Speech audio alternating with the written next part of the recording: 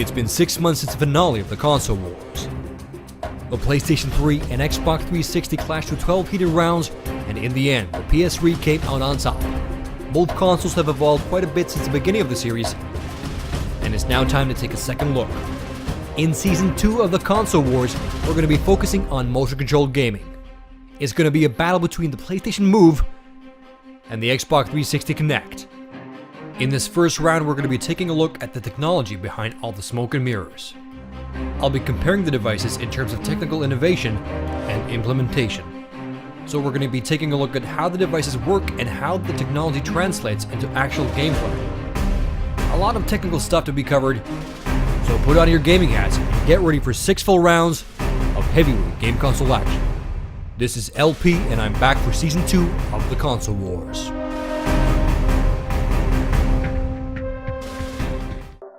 In last season's feature round, I compared the PlayStation Move and the Xbox 360 Kinect in terms of what Microsoft and Sony were claiming the devices can do. In this round, we'll start to find out what the devices are actually capable of and how they perform against all that hype and marketing. But let's get to it. First up, the PlayStation Wii. The PlayStation Move.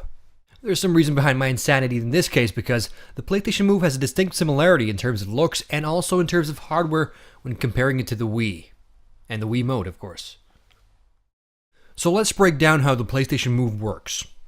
The Move consists of 3 basic elements: the PlayStation Eye, the Move Controller, and Navi Controller. Much like the controllers on the Nintendo Wii, the PlayStation Move controllers work via Bluetooth.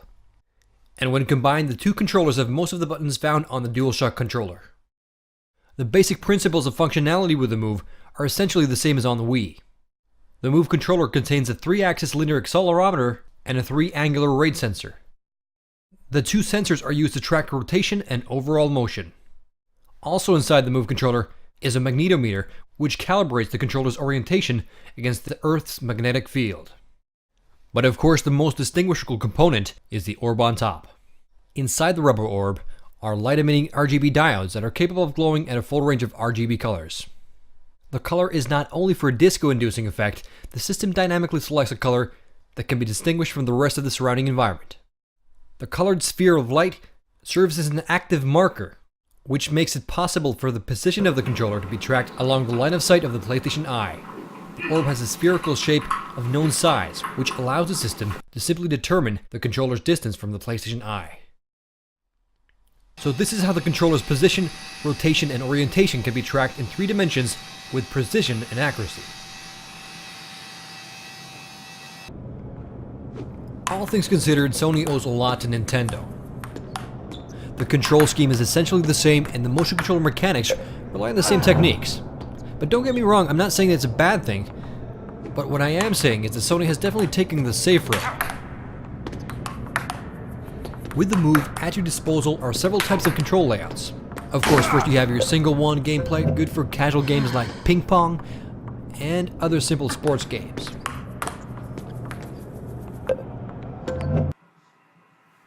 A single Move controller can be also used for gunplay. While I do like the 50s style laser gun attachment, this type of gameplay is nothing new. Light guns have been around since, well, Duck Hunt. So it's really nothing new. We'll get into the precision of the shooting in the second round. Then you have your dual wield control scheme, where you have Move controllers in both hands. And that can be used for archery, close quarters combat, and other fighting games. It will be interesting to see how this control scheme is implemented into games like Fight Night. But probably the most versatile type of control scheme with the Move is the dual wield with the Navi controller. If you're used to playing games on the Nintendo Wii, you'll feel right at home with the Move controllers. They're very comfortable in the hand, and this is the control scheme that will make the Move relevant to a hardcore audience as well. Already, games like Killzone 3 support Move controls, and I have to say it works surprisingly well. After tweaking around a bit with the sensitivity and a few minutes of practice, I was taking down enemies with headshots in no time. And I'd even go as far as to say that the game controls better than Metroid Prime. So it works very well, and it definitely brings something new to the FPS experience. Seeing motion controls implemented this well into a hardcore game only a few months after the Move is released is pretty impressive. Not to mention that the Move has already been incorporated into older games as well. It brings a whole new mechanic to games like Heavy Rain, and I actually have to recommend playing Heavy Rain with the Move controller because it feels very natural. The PlayStation Move, on the other hand, does require calibration, and lots of it. You basically need to calibrate the device every single time you play a game, and sometimes you're forced to recalibrate during gameplay. It's somewhat of a hassle, but luckily the calibration process is pretty straightforward and fast, but compared to the effortlessness of the Kinect, this calibration business feels a bit unnecessary. While Sony may say that the Move has been in development long before since the announcement of the Xbox 360 Kinect, I would not be surprised if the Move was developed nearly as a necessity to countermeasure Microsoft's push towards the broader audience and the casual market. Assumptions and theories aside, Sony has pulled off a nice control scheme that not only works, but I think outperforms its spiritual predecessor. So the PlayStation Move really does work. But the problem is, I've seen it all before. I'm not getting that wow factor as much as I would like to, but still, suffice to say, the Move is by no means something Microsoft or Nintendo should underestimate or brush off. And they're trying to kill us. The Microsoft Kinect is not merely a single sensor. The device has 4 microphones, an RGB camera, and a depth sensor that is a combination of an infrared sensor and monochrome CMOS sensor. The RGB camera and depth sensor capture the environment in a resolution of 640 by 480 pixels at 30 frames per second. So currently the capture resolution is pretty low, but Microsoft is reported to be working on a software update that doubles the capture resolution, which will open up even more possibilities when it comes to precision and accuracy. The depth sensor perceives the environment in frequencies ranging into the infrared spectrum, and the Kinect has no trouble seeing in the dark. So to break down and simplify how the Kinect works is that the device shoots out thousands of beams of infrared light, and it measures how long it takes the beams to reflect off objects and return to the infrared sensor. So light bounces back and forth off furniture and off everything in the Kinect's field of view, including the player. So essentially, the Kinect creates a 3D map consisting of small pinpoints that updates 30 times per second. The Kinect is also capable of facial recognition and voice recognition, and both seem to work okay, although the sensor did have trouble recognizing my face after a few week break between playing. Could be that I gained a few pounds during Christmas. The device can also determine the source of the sound when you speak to it. And because the device has a multi-microphone array, it can differentiate noise and cancel it out. We'll be checking out the video chat capabilities of the Kinect in a later round. The Kinect also has a motorized pivoting stand, which is actually the reason why the device has a proprietary cable. The device requires more power than a standard USB port can output, and that's why the Kinect requires a power source if you happen to own an older Xbox. The new Xbox Slim obviously has a Kinect port built in. The Kinect device is an accomplishment on its own right, but the software is actually doing most of the heavy lifting. The software can recognize up to 6 people with 48 tracking points each. Now this is actually not incorporated into any games yet, but it's technically possible according to Microsoft.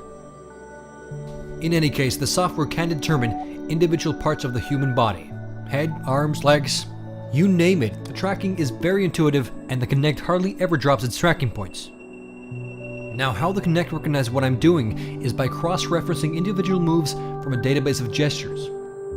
So if I do the moonwalk, it scans the archive to find that particular move. But the system is very smart and intuitive. If a limb or body part is temporarily out of sight, for example your arm goes behind your back, the system can extrapolate and basically guess what move you're trying to pull off. And in practice, the Kinect pulls this off very well. The Kinect is no doubt a very impressive piece of hardware, and has been a hit device among hackers as well. There's a ton of videos of Kinect sensors modded for all kinds of creative uses. One particular hacker combined 2 Kinect devices to create a real-time feed of a 3D environment covering the back of the player as well. It's pretty obvious that the Kinect holds immense possibilities, and you never know, maybe come next generation, there will be Kinect surround system devices capable of full 3D capturing. The technology has interesting prospects, and I think Microsoft would benefit if they opened up the developer software for the Kinect, and that is sprout even more innovative ways of using the technology. The Kinect is a versatile device, and Microsoft has integrated Kinect nicely into the Xbox experience. And you can basically navigate the operating system with your hands, well at least the Kinect hub, but we'll delve deeper into the software side of things in later rounds. But the system is not entirely without fault. Probably the biggest gripe about the system is that it needs space. The Kinect requires about 2 meters of space between the device and the player, and you also need a lot of space to move around. So unless you have a wide open living room, you're going to be rearranging the furniture to play the Kinect.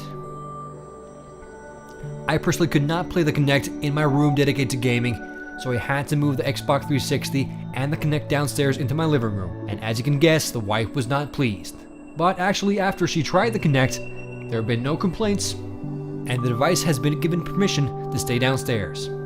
So, before picking up a Kinect, I recommend checking out and making sure that you have enough space. Space to move around, and space between the Kinect sensor and the player. Furniture is something that the Kinect handles very well, but the device still has a lot of trouble making out a person while he's seated. Well, this really doesn't pose a problem yet because most games released on the Kinect at the moment are the type you want to play standing up. One of the best things the Kinect has going for it is that it's hassle-free. If you have a Kinect device up and aimed at your playing area, that's pretty much all you have to do. There's very little need of recalibration and adjusting the sensor itself. When you turn on your Xbox, the Kinect's pivot automatically adjusts itself, and all you need to do is jump in. Microsoft was a bit early with its tagline, but all things considered, the tagline is quite accurate. And with the Kinect, you indeed are the controller, which essentially means that you're paying $150 for yourself. So is the technology worth $150 price tag? Yes. The sheer amount of hardware and components inside the device blow my socks off. It pretty much explains the price tag.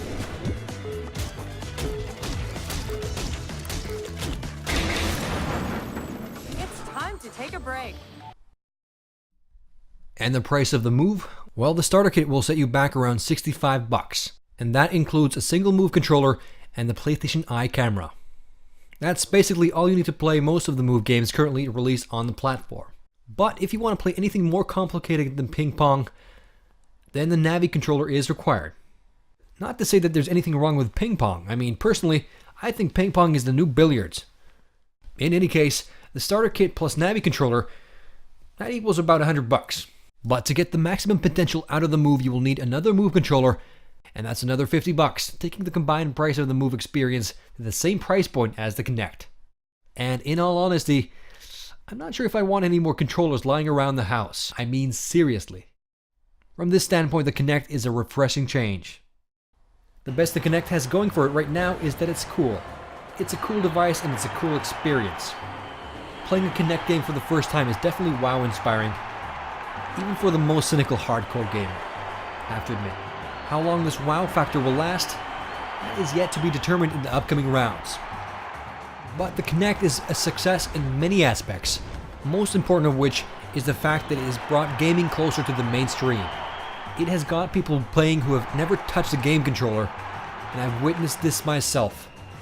I even got my dad to play Dance Central, and he's going to be very pleased to see himself online.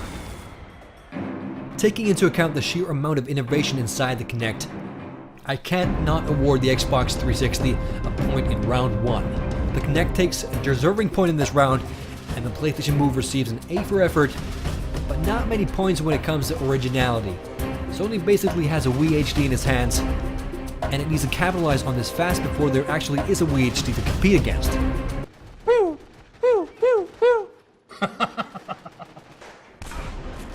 The key to Sony's success will be software, and judging by all the Move-supported games in the PS3's upcoming lineup, Sony is far from out of this race.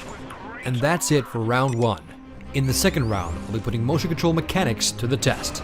Round 2 will cover precision and accuracy. This is the round that differentiates real motion control out of sheer gimmickry. So stay tuned for the second installment of Season 2 of the Console Wars. LP signing out.